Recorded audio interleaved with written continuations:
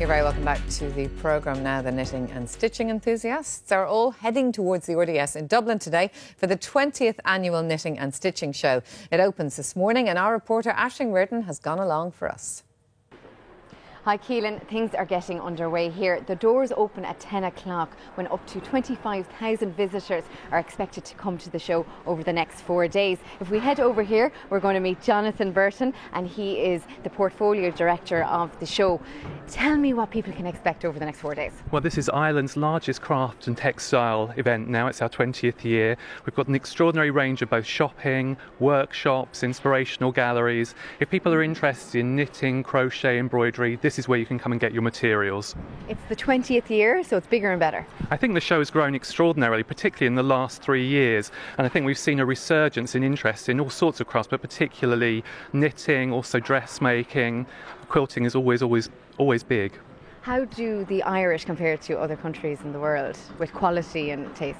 Well, I think there's obviously a big tradition, particularly we see quilting. We have a strong relationship here with the Irish Patchwork Society, who always come and do an extraordinary display. And I think you see younger people kind of now taking part in that. And it's that cross-generational aspect. So young people and old people learning from each other. And there's a community element to it. People obviously working on their own, but then coming together as well and socialising. So it's going to be a fun 4 days. It certainly will be. Thank you very much, Jonathan. Thanks very much for coming down. If we head over this direction, we're going to meet Liz Wall and June Lawless. And Liz, you're the national president of the Irish Country Women's Association. That's right. Tell me about what's happening here with the workshops. We will have 8 workshops every day, Thursday, Friday, Saturday and Sunday. They will be from cross-stitch, there'll be beading, there'll be patchwork, crochet, knitting, and our ladies who are experts on crafts will be here to share their knowledge and their expertise. And then you can come along and buy what you need to learn the craft. Excellent. Do people need to sign up, or how do you go about it? Just come down to our stand. We're at the back of the show, and as I say, those workshops will run right through the day. There'll be 2 on all the time. How are things going with the association with regards to Irish women wanting to immerse themselves in things like crochet and knitting? Well, there's a great revival, and we're back to, we say, back to basics. It's a great revival in learning, upskilling and that, and it's all part of the new learning or the old learning, and our members are doing it for 104 years, so they're certainly experts in it. Thank you very much, Liz. Thank you. June, you're going to show me a bit of crocheting. Yes, it's very easy craft.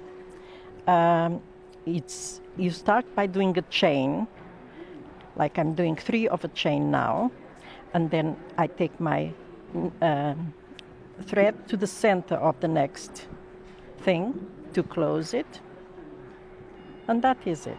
Carry on again doing another chain to go up of 3, and then go into the middle of your next and close it. So it is very, very easy, and it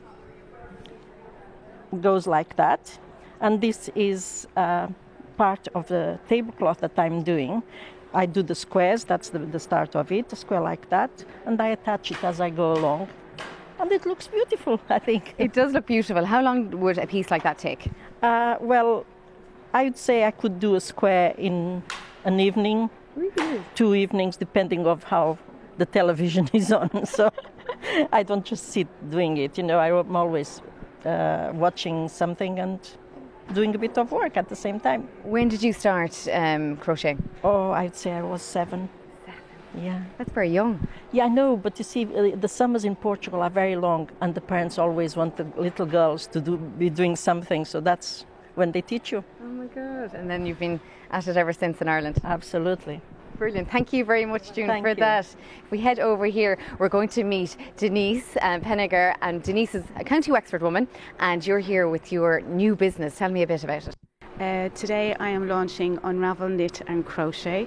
It's an online business that will touch base at knit and stitch shows throughout the year, but we're officially launching today at the show, so it's very exciting, and we're going to cut the ribbon.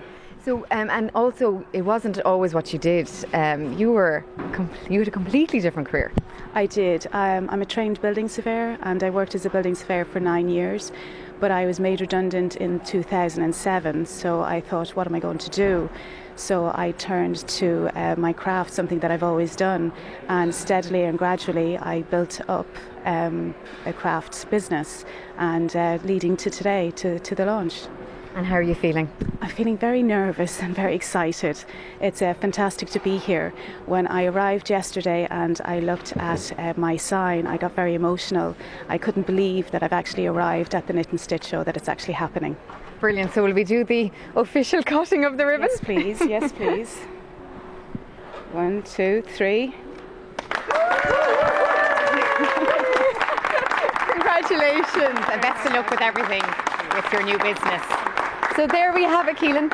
Lots of lovely things happening here at the show. If people want more information, they can go onto the internet to www.theknittingandstitchingshow.com and they'll find out what to expect over the next 4 days. Back to you in studio.